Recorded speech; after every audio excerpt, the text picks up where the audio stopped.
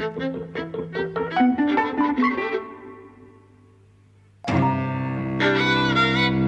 and welcome to Eavesdropping at the Movies. I'm Mike. And I'm José. And we're back at the cinema again. And as previously mentioned, Cineworld is showing a lot of Christopher Nolan films. Yes. To get the audiences back in and in anticipation of Tenet. Uh-huh. So this week we're seeing the other two Dark Knight films. We saw Batman Begins the other day. But today we saw Interstellar.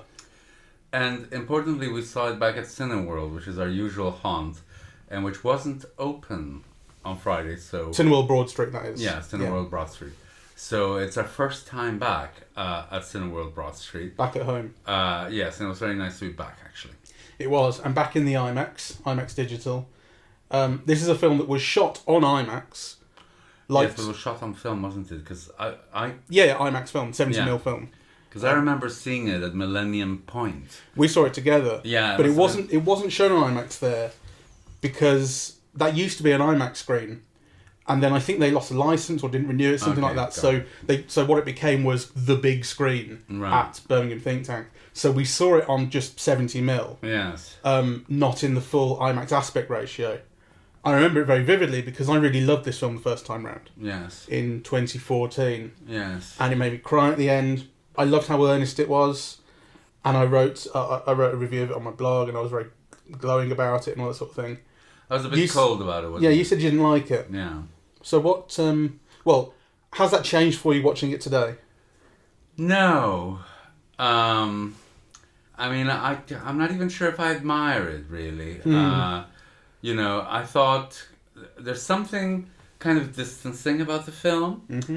I think it's also kind of pretentious, right? It makes lofty comparisons with 2001: Space Odyssey.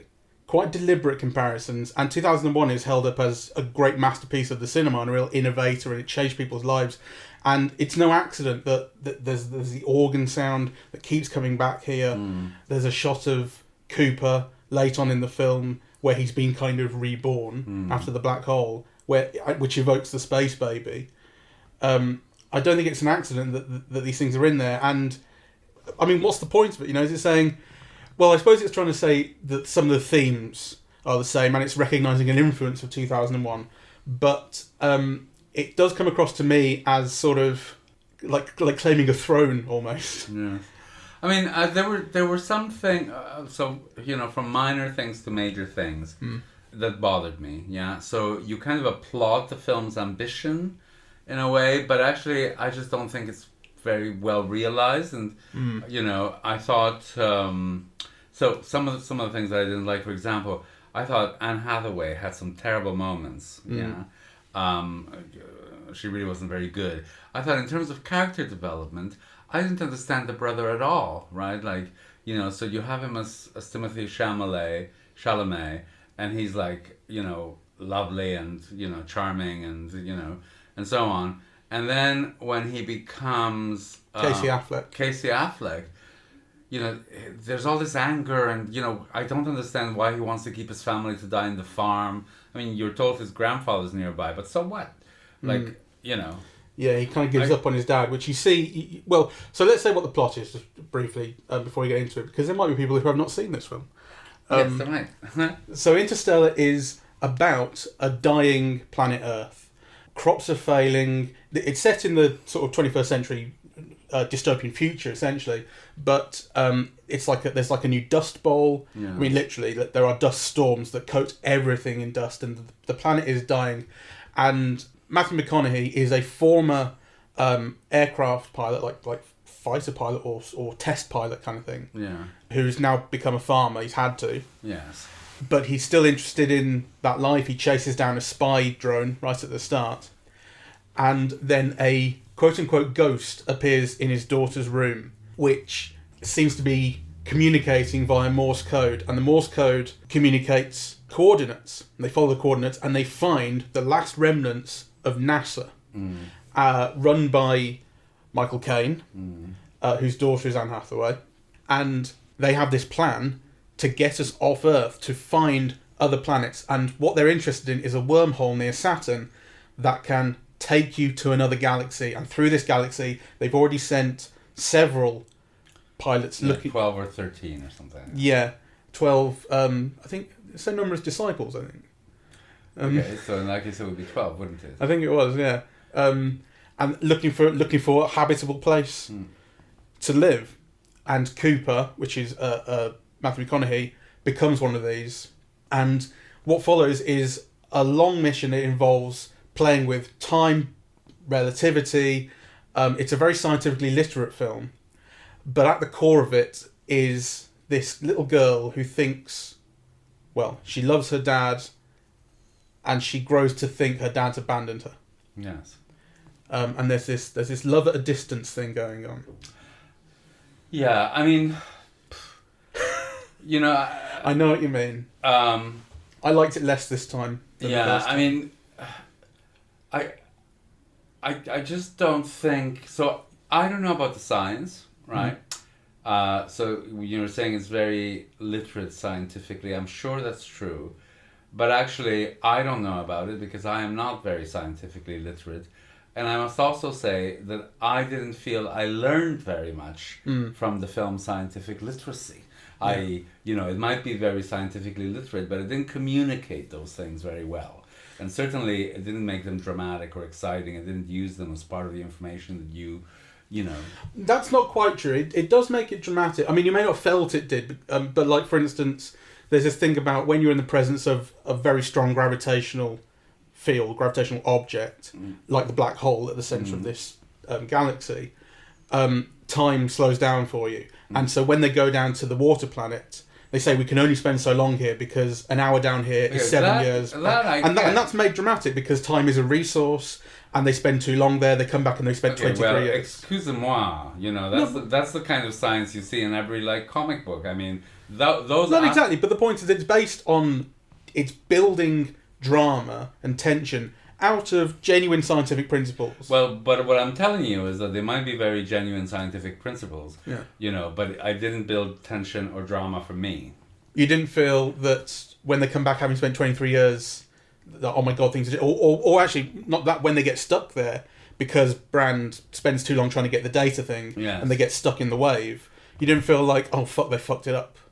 No, what I felt is, they better move soon because the wave is coming, yeah? So it's kind of, that aspect kind of was much more... So the physical danger of the wave is what generated tension for you, rather than the mission jeopardy of losing time. Yes. Right. Well, there were several things there. There was the wave, and then there was the fact that they lost a colleague, which I think was not given the emotional resonance, that it should have been given. Yeah, right? I agree. Same with the other colleague that they lose later on. Exactly. Yeah. Right. So I thought there were kind of, there were moments of cheap sentimentality that got in the way of, a kind of a more complex and human understanding of people. Right. And I thought it was kind of lachrymose in some ways, really. I mean, I thought Ellen Burstyn's death scene at the end, surrounded by family. The film is very sentimental about family. Yeah. It's overly sentimental. I was watching a Youssef Chahine film, which is based on the biblical story of Joseph, which intersects with the Quran.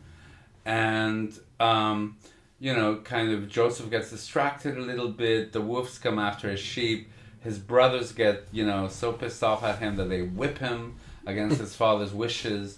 Then the father, to protect the son, sends him off to Egypt.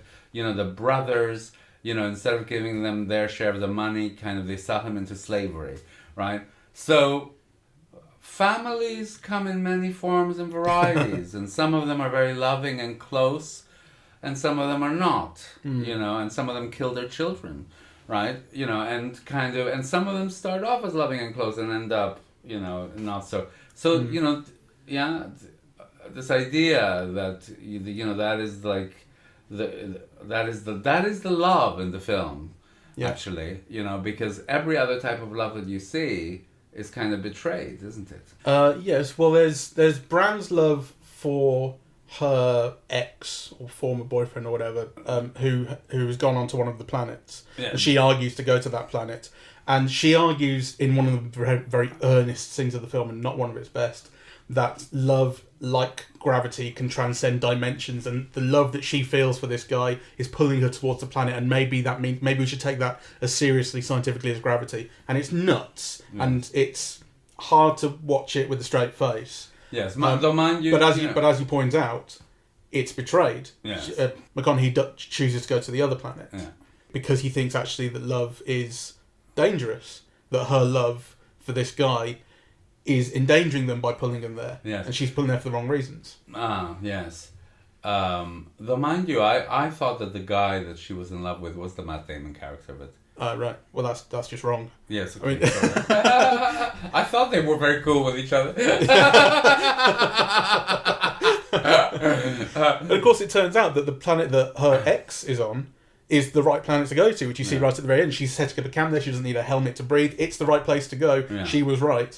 So kind of the love is betrayed by McConaughey in choosing not to go there and choosing not to trust it. But it's the right thing overall. Like, the film has this belief in love, ultimately. Things do pay off through love.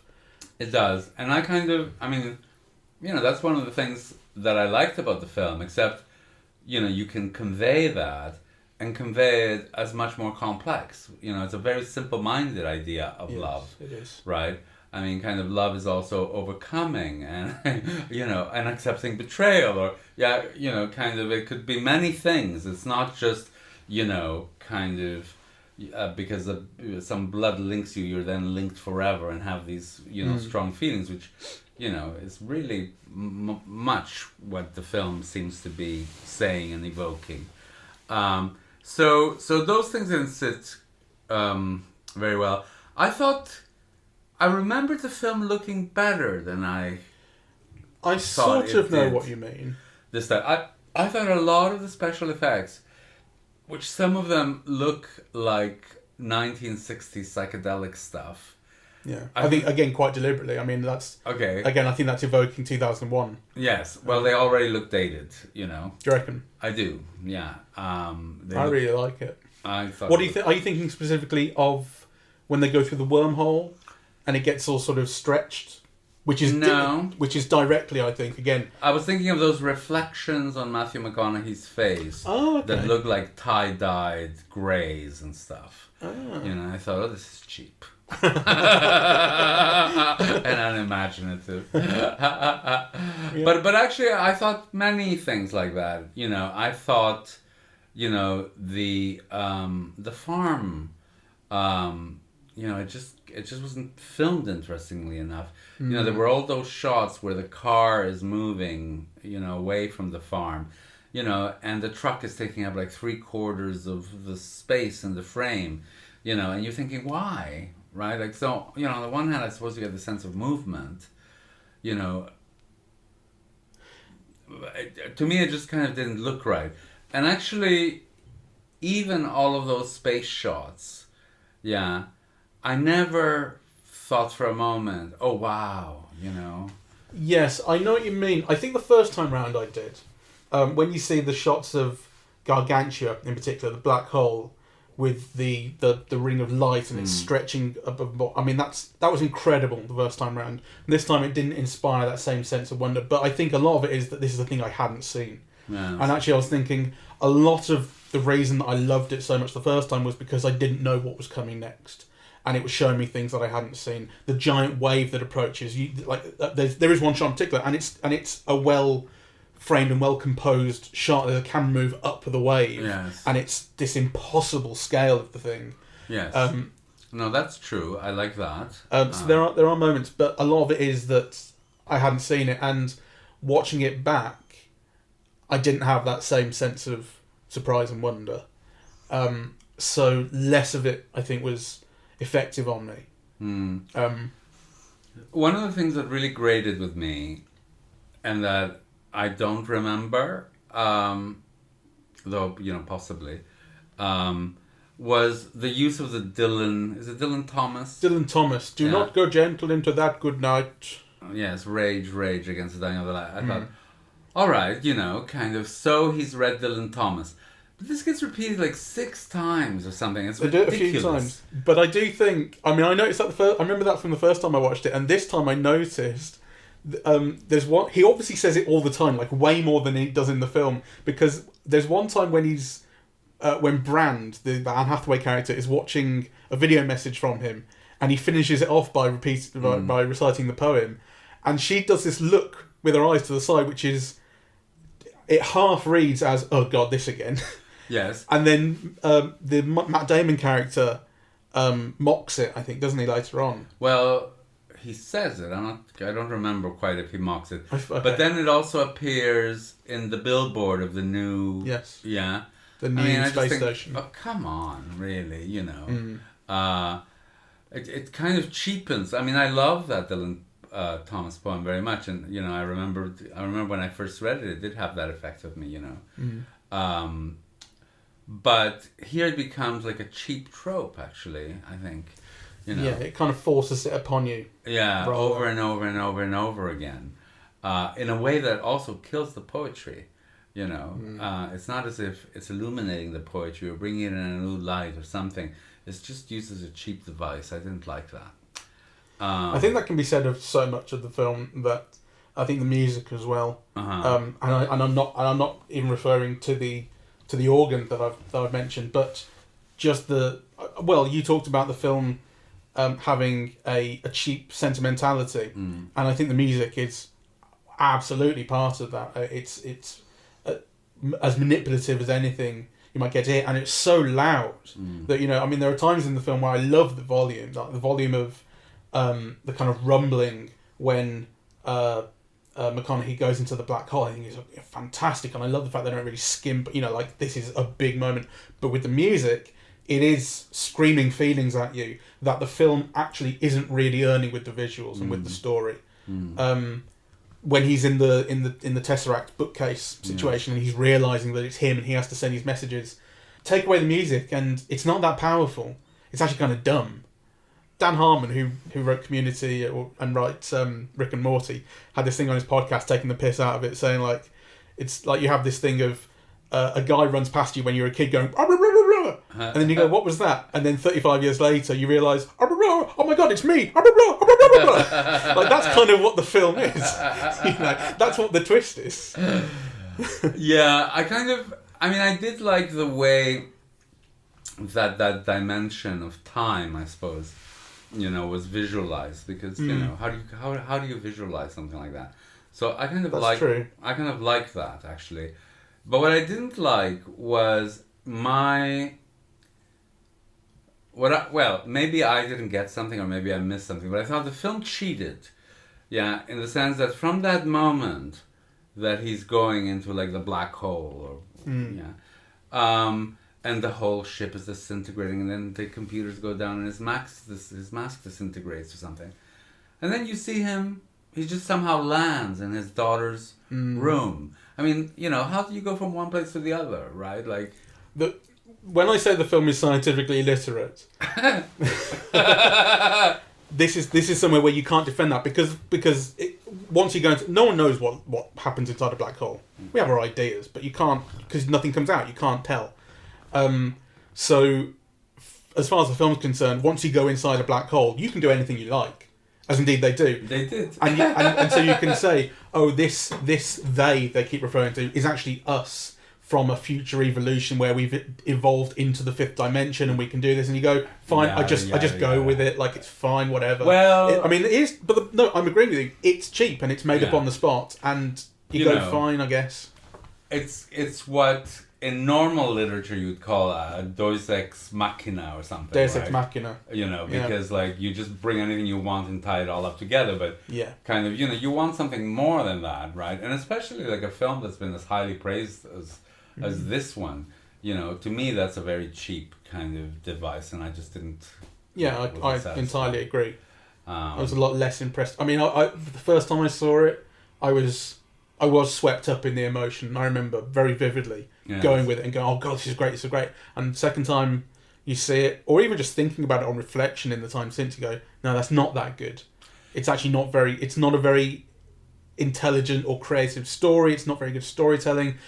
And it's great that it swept me up the first time, but it doesn't last. No. Today's experience shows that to me, it didn't feel the same. It didn't feel as good. I mean, there are many things that just really didn't make sense to me emotionally, right? So, for example, why is the daughter so angry, right? Like, she must have dozens of friends whose parents are divorced or whose parents have left or, so her father going on this heroic mission, which might take him years to come back. I mean, I'm sure it's a disappointment. And, she'd miss her dad. But that, it seemed like such an over-response, to something like that. And it's all defined, it's all shown to you as anger towards the father rather than sadness or, like kind of there are many complicated responses to something like that. So I thought that was kind of, again, overblown and not, not demonstrating a good understanding, right? And also this idea that somehow that anger lasts like 27 years or something. I mean... Her anger is given new context when she thinks or realises that that Michael Caine's character has lied to her, that the plan was never to bring them back, that this was a suicide mission. So the anger is given a new context there that makes sense, and it's kind of redirected. But I agree to some degree with when she's a little girl and he leaves. Yes. She holds on to this resentment for a very long time, and you 27 years. Yeah. I mean, come on. Yeah, and whereas I think with the son, it's much more legible. Actually, you see it in those videos that McConaughey watches when he gets back on the ship, and there's this 23 years of messages backed up, and you see it in Timothée Chalamet moving into Casey Affleck's performances and lines where it's I love you, Dad, and I don't think he says I love you, Dad, but he's showing off like my results at school. I've got this girlfriend, and then it becomes I don't know why I'm sending these videos to you. It's obviously never coming back. Yeah. It makes a lot of and it's done in 30 seconds a minute. It makes sense there. That aspect does. Yeah. Him wanting to keep his family where he knows they're going to die, that didn't make any sense to me at all. Yeah. So I think there were. You could read something into it. You could read in like that's the only thing he has left. that's where he doesn't. That's the only place that he doesn't feel abandoned. That sort of thing. But you're reading into it to get that. Yes. I certainly kind of didn't. I mean, you did. I wasn't given enough information to make. Readings really, because you think after all, you imagine he loves his wife. He must love his child. Why doesn't he try something? I mean, why stay where he knows it'll be death for sure? The doctor's telling them they must leave now. Yeah. I just didn't... to me that was an inhuman response that I don't understand. Mind you, I mean, if you look at the way people are behaving in times of coronavirus, there are people like that. I mean, there's this thing, people say, and you said plenty of times, that Steven Spielberg has a bad understanding of human sort of psychology or human behaviour and humanity. But you look at Jaws and you look at the people returning to the beach knowing that a shark is out there and will kill them. It's like, that's basically how people are responding to COVID-19. Well, so maybe he understands people very, very well. I don't think so. And maybe Christopher Nolan does too. I was interested, because to me, all of those things... So, for example, I love almost everyone in this cast. Yeah. Yeah. And it's a very impressive cast. Yeah. I love Matt Damon. And actually, I normally love Anne Hathaway, and Matthew McConaughey and so on. And actually, I think most of them are really actors that really do draw you in. They're warm actors, yeah? So the other day we were talking about Michael Caine, and I always find there's something kind of cool, proficient but cool about him, right? Whereas, kind of Anne Hathaway and Matt Damon is like you're inside their heads, really, for better or worse. Mm-hmm. But kind of they're very warm actors. So I'm thinking of Anne Hathaway. That you don't want to be in her head. Well, seems like it's a very earnest place to be. Yes, she's trying her best always. Yes, it's a very earnest, very actressy place to be. Yes, it is. Like, yeah.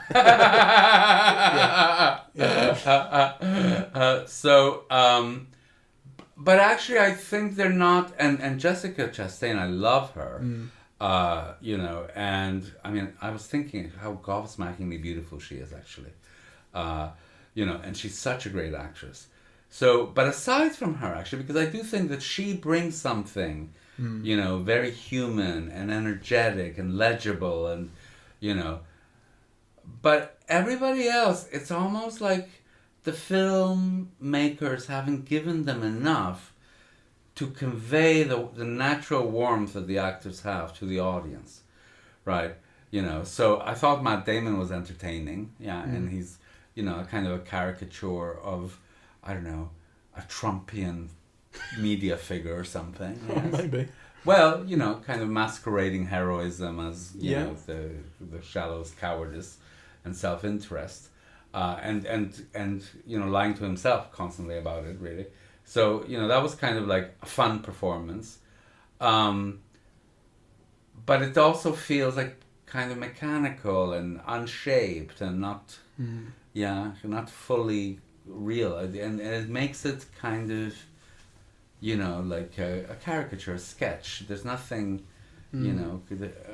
I mean, one of the things that I suppose is a question, because, you know, and you think sometimes, well, maybe these are just my limitations. But, you know, this is a film that, you know, people loved, and they went to great lengths, and they had so many interpretations, and, you know, it led to people thinking, which I always think was a very good thing, right? But I don't understand why. Did it? Well, I think, I'm assuming here, but yes, I mean, you know, like people like you, when you first saw it, you went and wrote your blog, and you know, it's not every film you feel like doing that about. That's true. I wrote the blog more back then because we hadn't done the podcast. But I mean, I haven't read the blog back. I don't remember an awful lot of what I wrote, but I know that I responded to the scale and the scope and the fact that, like I say, it seems to be presenting things that I hadn't seen. That, you know, what excited me so much was not knowing where the story would go, which you could say maybe I should predict where the story would go, but I was so in it. Yes. And not having that to respond to today, knowing, you know, like vaguely where scenes would go or remembering individual parts. It sounds arrogant to say, but it's like I saw through that. No. You know? And I was kind of left going, wow, this isn't as good as I remembered. I can still see what I responded to, and I still teared up at a couple of points. Yes, I did as well. You know, though, I mean, you know that it's almost my definition of a cheap filmmaker, right? You know, I always tell this story. You know, you want to make an audience cry, show a child, show a bus, running towards it. It's very easy to make an audience cry in a cheap way. But I don't think it did. You know, I mean, and maybe there are points where cheaper audiences would have cried more than I did. So maybe there are those moments. But I felt like the moments I responded to weren't that. The moments I responded to were when Matthew McConaughey sees the 23 years worth of footage of his son and daughter. Yes. And when he reconnects with his daughter right at the very end, when she's very, very old. Yes. You know, those, maybe they were manipulative. I thought the one with the daughter, that was one of my least favourite scenes in the whole film, so I think that is cheap. But it did feel honest. They felt honestly earned to me. Like I felt that, you know, I was giving it. I felt like I wasn't having tears stolen from me. Well, I mean, maybe I'm reading it from a particular point of view, but I really hated that. Yeah, I did. You know, I thought it was manipulative. It was filmed in a very manipulative way. So, you know, at the moment of her death, her family closes in like around her, and all you see is like her surrounded by love. You know, so it's not exactly the moment of her death, but they're just talking about her dying soon. Well, the way that it's shown, it has like, a feeling of yeah. And then so there's a way of reading that, and you think, you know, the film is kind of really, so on the one hand, it's trying to make the Jessica Chastain character the heroine of the film. She's the one that resolves all the problems. So, which I think is also dishonest, because really, it's Matthew McConaughey's film, right? But you know, there's kind of this gesture towards, feminism by saying it's really Jessica Chastain who deserves all the credit. But then the film weighs everything, and really the success of her life and the Matthew McConaughey's character's pride in her is all these ancestors that she's now, it's her children and grandchildren. You know, it's not that, you know, she is the most essential scientist in the whole history of mankind. Yeah. Well, there's an element of that the thing about Cooper Station is named after, and the doctor who is there when Cooper wakes up says, well, we weren't going to bring her here because she's too frail, but she is Murph Cooper. That's what I mean about the film having it both ways, because, it tells you that, but actually what it shows you and what it dramatizes is this enveloped in tons of children and grandchildren. I don't have any particular problem with that. I like family, so it's not, but it just... even the house that they've I guess moved to the station or rebuilt, and it's there and it's the museum, it's Cooper's house rather than Murph's, really. That seems to be the kind of implication, I guess, or at least that's how it's presented when we see it. This is the place where the great hero Cooper came from. Yes, and less so Murph. It feels like. Yes. Although we only see it briefly, but anyway, I don't want to make too much of it because I am also sensitive to moments like that, and they did act on me. But I just also feel that it's cheap. That kind of a more imaginative director would have done it in a different way. And I also didn't like the way there was some. I thought Ellen Burstyn was amazing. It's like you really see, kind of, her emotions conveyed very clearly and kind of quiveringly, and that's all I love. That and Matthew McConaughey, and he's crying like he does in the other bit that I cried at, and his emotions are completely on display, and he kisses her hand, and he's right there, and he's like, I don't know how to handle this. Yes. And Yes. He's very good at being overcome. Yes. Which speaks to me. It's that thing that I think we've talked about before. Michael Caine says, women will cry and men will do anything but cry. And they hold the tears back. But that makes it so powerful when they do. Yes. Yes. Yeah.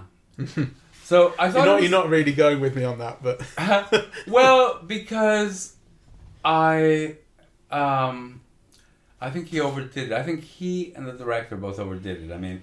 Matthew McConaughey cries and cries and cries and cries in the film, so he's actually proving the opposite of what you're saying, because there's no holding it in, right? It's all like floods, I don't know. It's 55 different types of tears. Yeah, maybe. But he cries with happy. In that shot of him watching the video of his son, and you don't see his son at first. You see him watching it, and it's quite an extended take, and he starts off, seeing it and smiling, and then he starts crying with happiness, and then it turns into sadness, and the way he moves through the emotions is wonderful. Yes. I really love that shot. That really got me the first time. It got me just as much this time. Yes. But I know what you mean. It's not a film of subtlety in any way. And maybe it can be... maybe it's true of Christopher Nolan that he's not really a director of subtlety, but he's been more subtle than this. This is a film that tells you in plain English, love is special and love is transcendent, and love... this is when I was talking about that, I really respect its scientific literacy, and there is a lot of it. There's thing, like when you're out in space, you never hear any diegetic sound because there is no sound in space, and it's actually quite effective, and it makes sense. The way that kind of visuals look in space, the black hole makes sense. The whole thing about time being affected by gravity makes sense, and it's all there, and it's used effectively. But there are real negatives to the scientific literacy, which is one of which is some things are very silly, like when Anne Hathaway's talking about love, and she's saying this thing, love it can transcend dimensions and it's physical force, and you're going, oh man, I get the earnestness, I get how much you want me to feel this, but I just don't. It's so silly. And then there are other times when it kills dramatic moments. So when they're on Man's planet, Matt Damon's, and his sort of betrayal is being revealed, or his lie, and Professor Brand's lie is being revealed by the video on TARS. There's this thing about for ages and ages, Professor Brand was trying to figure out this gravity equation so they could save the planet, and it's revealed that he already had this and it didn't work, and it was just a lie to send people into space. The Plan B thing, that was the only plan, and it's a really dramatic twist. but it's spoiled by Matt Damon's character, Man, saying the equation didn't work because he couldn't reconcile quantum mechanics with relativity, something like that. And you go, oh, like they're so dedicated to bringing in the science in every aspect that line just kills the moment stone dead. You know? Like well, I thought it was even worse than that because so all of the characters condemn the Michael Caine character as the most atrocious lie that anybody in the history of humankind has told. I thought, I don't get it. I mean, I would lie like that. I mean, it seemed quite logical to me why he would lie, right? And actually the film explains it to you because he's found no other solution, right? And this is a way to kind of enable people to act honestly in the continuation of the species rather than the individual, right? Because if you told the truth, then self-interest would come in, only the richest and most powerful. That makes complete sense to me. I don't think that makes, the Michael Caine character a bad person for having, used that strategy. Yeah. And, on the other hand, what Matt Damon does is shallow, selfish, self-interested, cowardly, right? And yet you're making an equivalence between those two things. And they're not... Yeah, it's almost like the film can't tell the difference between one and the other. Yeah, well, it's all rendered through the family. Like that lie that Professor Brand tells to get this mission going, it's all rendered through the family. So it's not that he lied and that's bad for humanity or whatever, but it's that lie is going to keep Cooper from his daughter forever. They thought they could get back, that was the point, and they can't. And that's the reason that you're supposed to hate the lie. Yeah, but the film can't distinguish between its own thinking or the point it might want to try to make and Matthew McConaughey's feelings for his daughter, because you could feel that way emotionally and nonetheless recognize that rationally it makes sense to do it that way, right? So again, it's a very self-interested, selfish, self-involved way of looking at the situation that you're somehow meant to identify with. Yeah. Right. So I think those things are very muddied in the film. I'm actually more than muddied. They're wrong-headed. Yeah. They're not thought through, I don't think. Yeah. I want to think about the action a bit because it really struck me that so much of the action really didn't work for me. And it's a film where the action is of a very high concept. There's concept to everything. So when they're on the high gravity planet, the action is based on the giant wave and it's based on the tension of the time as a resource. Matt Damon tries to dock his ship and he screws it up and he explodes the ship and it starts spinning, so they have to spin at the same rate so they can dock, and that's a very arduous task. There's, I suppose, going through the wormhole, which is not kind of arduous in itself, but you just don't know what you're going to expect. And almost none of it really worked. Like, I could see how it was... I could see how the ideas were operating and what the idea was, but I wasn't feeling any of it enough. There was something missing in every action scene. I thought the same thing, and about the same scenes, actually. And what was going on in my head was, or what I was thinking when watching it, is, you watch an old Errol Flynn film about aviators, and it's exciting, right? And yet, I don't know any more about aviation than I do about spacecraft, right? So why is the Errol Flynn stuff exciting? And actually, it's because I think the film tells you, what Errol Flynn needs to do, how difficult it is, and what he's got to do to achieve it or die, right? Whereas actually this film doesn't, right? So particularly at the beginning, it's like, don't open this, don't do that. Kind of, you see that the thing is not attached properly, but you don't know how much time he's got. Yeah, you don't know whether there's a possibility of him doing it properly or not doing it. Yeah. It just doesn't make sense. Really. Like, it makes some things very clear. It makes clear what they have to do to dock, but the stakes in that particular scene aren't really very clear. Like, if we don't manage to do this, what happens? Well, they don't even think about that. It's just, this is obviously going to happen because the film has to go on. Like, that's sort of the feeling. On the high gravity planet, I think actually more of that is taken care of You understand the stakes. This thing about we're going to lose so much time. Once once it's clear what the planet looks like and that there are these giant waves, that's very, very clear. But there is still something, I don't know, almost too quick about it. There's certainly something quick about the way they leave that planet. Like the second wave comes along, and they've had this long chat in the middle, and then it's just, oh shit, the wave's here, gotta go, and they just do. Like I would just like to spend a little bit more time getting off the planet and have a bit more tension as are they going to? It just happens. You look at the early Star Wars films, right? And cheesy as they are, and so on, and nonetheless, those things are exciting in those films, and you feel really well situated, and kind of, what their powers are, what can be done, kind of, if someone's hanging from a ledge, you see the steps to get out, you see that they might not be able to make it, like kind of, all that information is conveyed to you. I feel here it isn't, so you have things moving around quickly. It's funny, there's an analogue of that. What I just was complaining about, leaving the high gravity planet. There's an analogue of that in one of the Star Wars films. Is it Episode 5 where Han Solo and the Millennium Falcon and Leia and they go into a cave to get away from some TIE fighters that are following them, and they stay in there for a while, and then they realise that the ground's moving, and they realise it's a giant slug that they're in the middle of, and they don't even realise that. They just realise something's not right here, and so they escape as quickly as possible, and you see from their perspective these jaws closing, and they just get out, and then it's when they're out you see this long shot of the planet and them flying off and this bloody great big slug okay, coming out. So and that's something where you're not given all the information.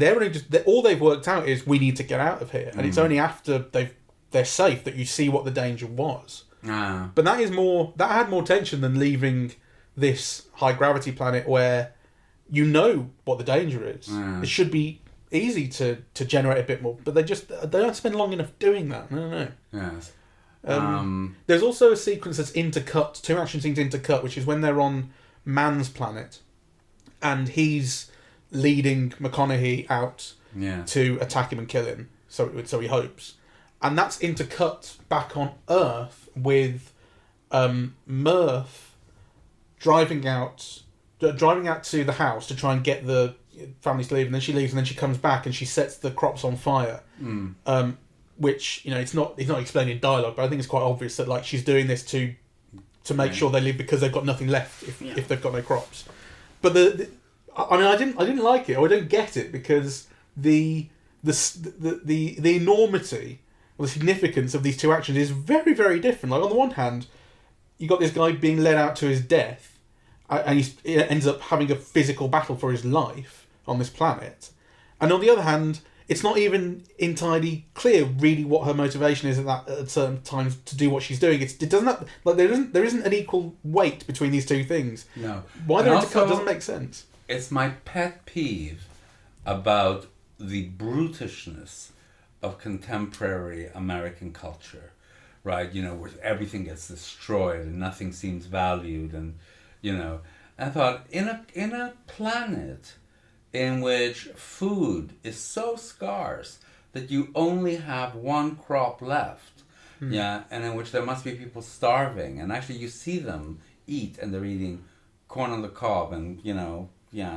corn pudding or whatever. To destroy the last crop that they're probably ever going to get from this land just shows such a lack of empathy and understanding, and it's a world that's kind of going in starvation mode, and you kill the crop. You wouldn't arrange for the neighbor to collect it, or for it to be given to the homeless, or or actually to harvest it and carry it all away. Well, again, it's all rendered through the family. Like, what's important is the family, and she's saving her brother's family by making them move, and it doesn't have a wider view. No. Even though it kind of it wants to like the film opens on all these videos of people remembering the Dust Bowl. Yes. The Dust Bowl as it is in this film, not the real Dust Bowl in the 1920s. Yes. So, we had no food back then, we were running out of crops and such and such. And it's like, so the film opens on this idea that this is a worldwide thing, that everyone was suffering it. There's this social kind of decay, not decay, but social kind of panic to it. And then there's no more of that, basically. The rest of the time, we talk about humanity, we talk about saving the planet, but and Cooper talked about saving millions of families, not just his own. But the film doesn't feel any of that. The film is all about this family and these two people, in particular, the dad and daughter. That's how it makes sense of everything. Yeah, I didn't like how she realizes or works out that the dad is the ghost at the end. She actually has no reason to do that. It really snuck by me the first time, but I watched it this time and I think all she's done is assume that they, quote unquote they keep referring to, are the dad now. But actually she's got no real reason to. No. And it happens in the middle of the start of the Tesseract scene. So it's all supposed to be coming together, and that he realises he's the one sending these messages, she realises it at the same time, and he starts sending the messages, and it all comes together and makes sense. But and you understand why he realizes, because he's seeing her. She doesn't have a good reason. You don't. Yeah, it's true. Actually, you don't. She could. I mean, it would have made just as much sense for her to say, "Oh, it's like the goddess of Venus or something." Exactly. Sending me secret messages. I mean, there's no inherent reason why she thinks it's the father. Yeah. Like the thing that said "stay," the message that says "stay." And it's like, oh yeah, that was the dad telling himself to stay, but she doesn't have a good reason to say that. Yes, and also, actually, the film is illogical in that, because if he would have stayed, they'd all be dead. Yeah. So even that doesn't make sense, really. Yeah, it's like his emotion in the moment is, no, you should never have left your daughter, but but you needed to. He's meant to be in this time-space continuum where past, present, and future are one, and he can go into every room. So he should know enough that really, it was good for him to go. That is quite elegant, though. I think you mentioned you like the design of that space, and I agree with you. And there's something that feels quite poetic about being behind the bookcase. Yes. There's something that's like communicating through knowledge. Yes. Which is. Yes, I like that kind of aspect of it. Though I also did think, when they go into the new world or something, in science fiction in the 70s would have this thing of like the value of knowledge, or rediscovering books, or sometimes it would have like, Kal-El, right? Superman's father sends him the whole repository of the knowledge of his culture, right? Because those things are important. This film didn't do enough with that. Like, kind of in the new world, you'd think that you'd be shown the library of the new world or something, right? So this will be my last one, really, because I feel I'm beating a dead horse. But the other thing that I found really disappointing was the battle sequence between Matt Damon and Matthew McConaughey. Yeah. Because you feel they've designed it interestingly. Yeah, that bleak rock landscape. But they don't do enough with it visually. Yeah, I mean, I would have liked the camera to move more, or to indicate feeling or excitement or emotion or grasping or struggling. Yeah. Actually done through the conjunction of the camera moving through that set design. It's almost like the set design itself is given most of the work to do for the and the music again. I think the music's doing it. I think actually the visual, the camera placement and the shot selection and the editing is rudimentary. Yes. And I would like to have felt more kind of. Remember in Game of Thrones when Brienne of Tarth fights Sandor Clegane, the Hound. Yes. And it starts off as like a classic sword fight, like just ting ting ting, and then before you know it, they're just smacking each other in the face, and it's brutal, and like one of these people is gonna fucking die. It's incredible, right? It's an amazing scene. Like it just descends into this brutality. It starts off as like what you would like, your ideal fight, and it descends into what a fight really is, which is nasty and vicious. Nothing of that feeling here. I would have liked that kind of brutality. Yes. Nothing even close. Or even more of a desperation to survive. Yeah. With a knowledge of the elements involved in the success or failure of that survival. I mean, I also feel that like him going after that orange thing is like, Oh, the communicator. Yeah. Well, you think like, why is he running after it? Is that what's going to save him? Like, because, I mean... It does save him. Well, I know. But initially, it's not oxygen. It's not something to fix. It's the air that he's losing, right? So, you know, I don't know. I think the film actually did enough to communicate that, because it does start off with, when Matt Damon's luring him out there, he says, "Do you have a long-range communicator? Because you're going to need one." And then you see one or two close-ups of it on the back of his, on the side of his helmet, and it's like it's sharply in focus, in a shallow focus shot. So I think you are cued into. Okay, well maybe that's just me. I mean, what I remember about that scene is, are you fully charged up? Yeah. You know, rather than the do you have a long-range communicator? Yeah. Fair enough. But. So I might be wrong about that, but, you know, I just didn't feel that it was exciting enough, or that it was visually exciting enough. Definitely not visually exciting enough. So I have one final thing I'd like to think about, which is when we were talking about Batman Begins the other day, you were saying it's a very British Batman. Yes. And I want to think about how British or American this is, because very early on, this occurred to me as almost sarcastically American. Like, you've got this cornfield. It's like, it's like basically just like, Iowa or whatever, where they grow corn and whatnot. And it's this homestead, and there's a very classic American kind of feel to it. And then there's this thing about how in the future, no one believes that American landed on the moon.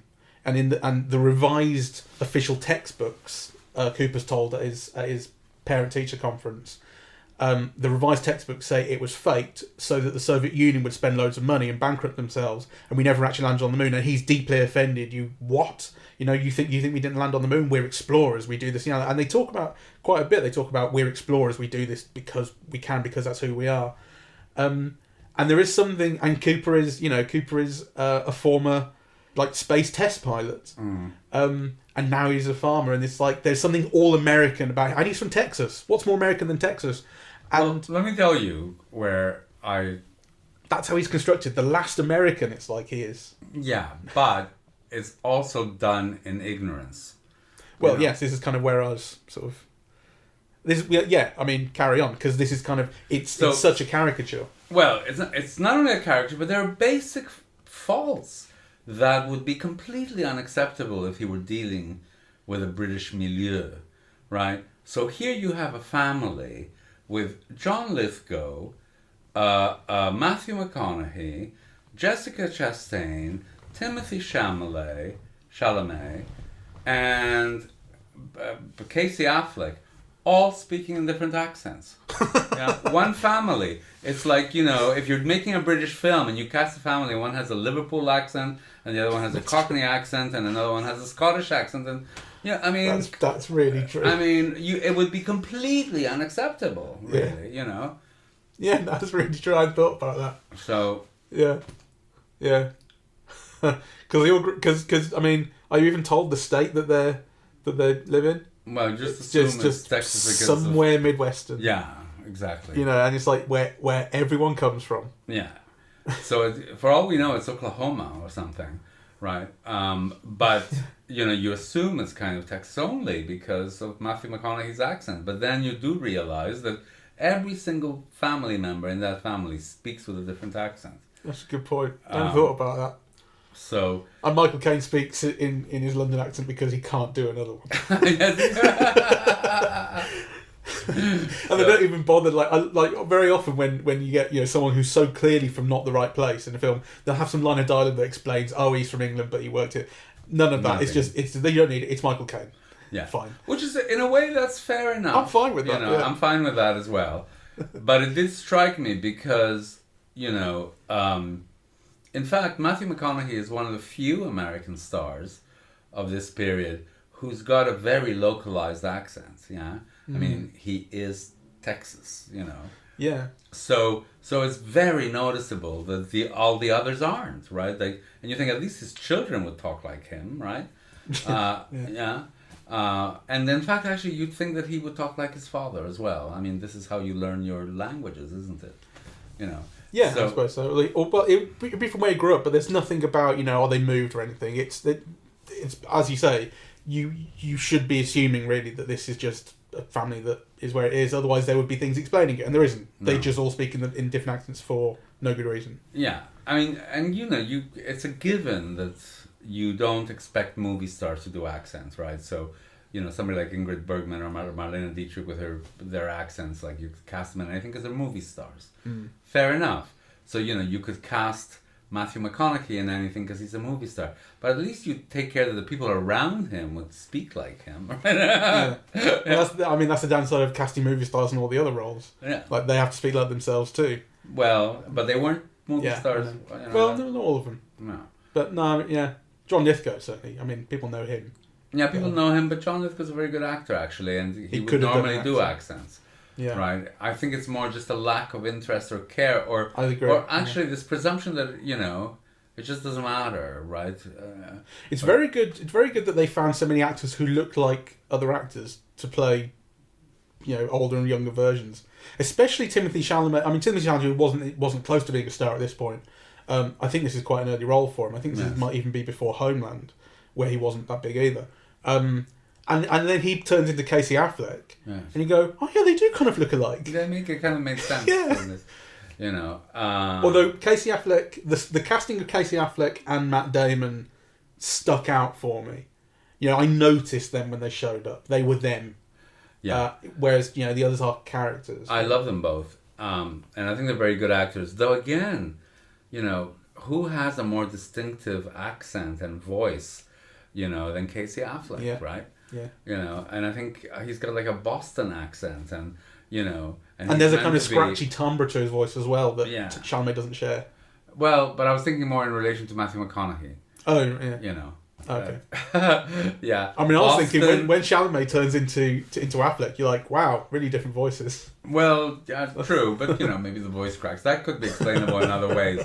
But to have a different accent. Yeah. Yeah, it's kind of anyway. Yeah. Yeah, I don't want to make. Or maybe he just wanted to he thought maybe he wanted to be like Matt Damon. Or maybe just the director didn't notice, didn't care, It's possible, but unlikely. I think there's hidden backstory.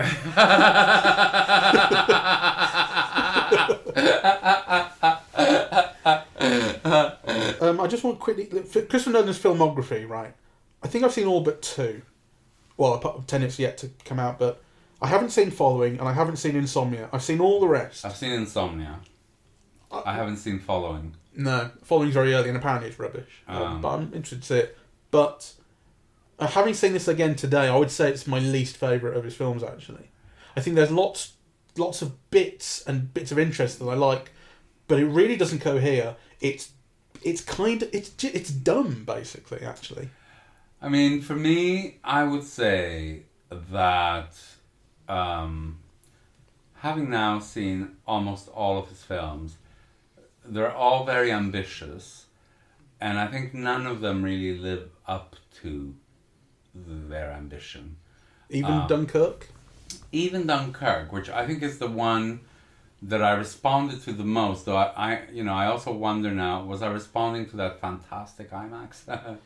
Or, was I responding to the film itself? Yeah.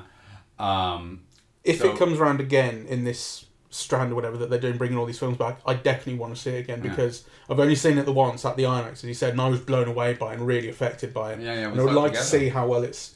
no, we didn't. I went to Manchester to see it with Matt. Oh, right, but... You saw it in London, I think. I saw it in London. I thought I'd seen it with you in London, though. No. But I would like to see how well I respond to that now, how much I think it stands up, that sort of thing. Yeah, well, let's play by ear, because, I mean, if they all keep being like this, I think there's only so much Nolan I'll be able to stand, Yeah. Well, I wouldn't be interested in seeing Inception again, but it's only because I have seen it 20 times. Like, I don't need to see it again at the cinema, I don't think. I know how much I like Inception. But other ones I would be... I mean, we are seeing the other Dark Knights. Yes. The other... If you can imagine they might bring The Prestige back, but it's not a spectacle film, it's a... I like The Prestige. I love it, but I just don't imagine them bringing it back. It's not a get the punters in film. Yeah. But Dunkirk they might. Yeah. Anyway, we'll see. Yeah. Because that's what the purpose of this is get the people back into the cinema and get them hyped for Tenet. I wouldn't mind seeing Inception again. Okay, well, I would see it again because I love it. I mean, well, if they're showing it on IMAX or something, we should see it. Well, we did see a trailer for it before the film. I know. Yeah. So, it's definitely going to be there. Right. All right. So let's do that. Anything else? No. I'm really glad I saw it a second time, and I'm glad I saw it on a nice big screen, because it's obviously where it's meant to be seen, and it makes it, you know, it means that you can't blame disliking so much of it on watching it on a laptop. Yeah. You know, I saw it properly and came out with an honest opinion. Yes, I agree with that. I mean, you know, my view is that it kind of confirms my initial impressions, which I thought, you know, that maybe I had not viewed the film in the best conditions, because sometimes, you know, you are too tired and, you know, and so on, and a film might be, you know, it might be too demanding, or you're not up for it at the moment, or, you know. But actually, you know, seeing it again, I don't feel that differently than on my initial viewing. And I do think it's a film that is very overrated. So on that note, you can send hate mail to us. So, yeah. We are eavesdropping at the movies, and we are wrong. Apple Podcasts, Spotify, SoundCloud, and YouTube. On social media, we're on Facebook and Twitter at Eavesdrop Movies. That's where you send the hate mail to. And the website is eavesdroppingatthemovies.com. Thank you very much. Like, share, and subscribe. Yes. I never say that. Yes, everyone else does. I should.